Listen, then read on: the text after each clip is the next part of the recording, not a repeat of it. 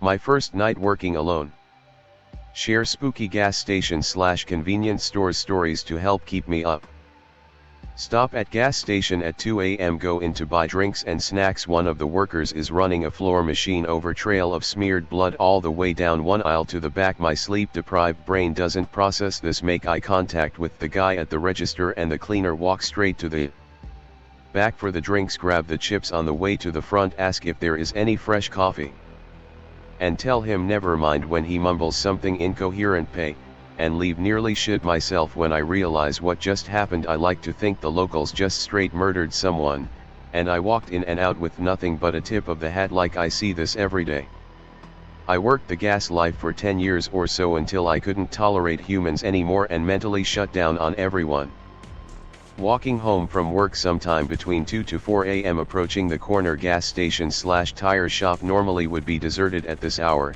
The entire site is taped off.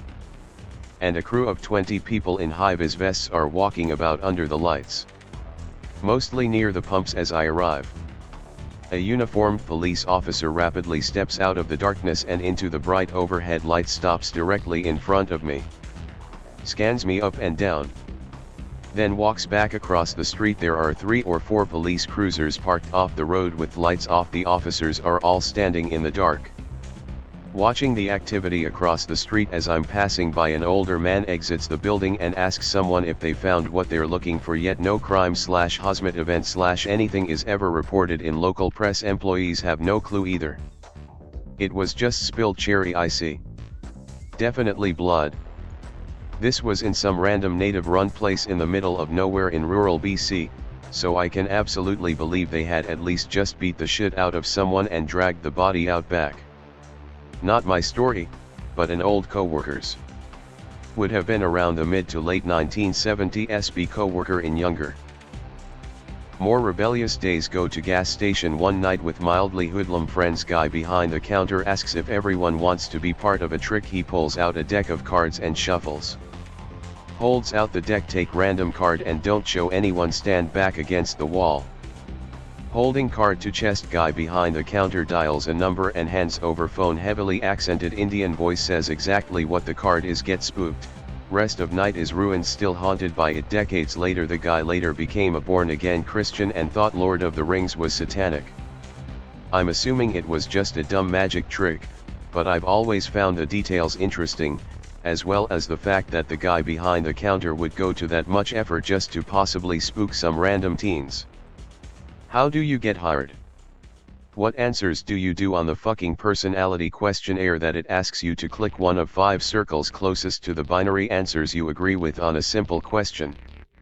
I tried twice, once normally and the second time for a managerial position. I answered as if I was a psychopathic manager, and neither of the 2 times I applied worked.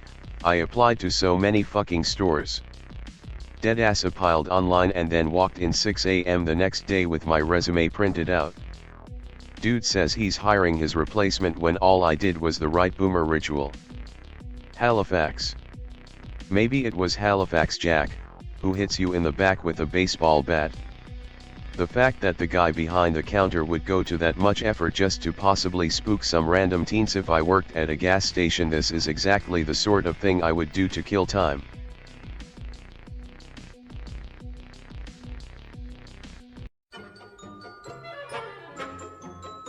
Looking for something to meet your photonic need? Redlight has laser diodes, remote controlled rooms with lasers mounted on them, USB chargeable laser pens, rechargeable lithium-ion batteries, high-powered lasers that can ignite matches, cat toys.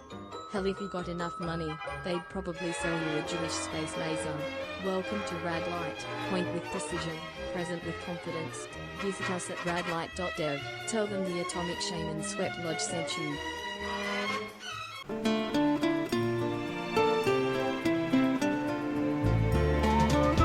Mosey on down to the Atomic Shaman Trading Post.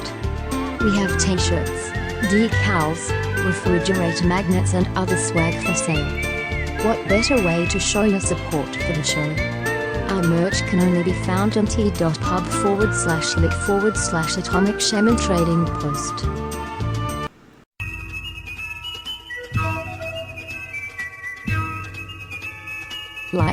share and subscribe to the channel, and be sure to ring the notification bell.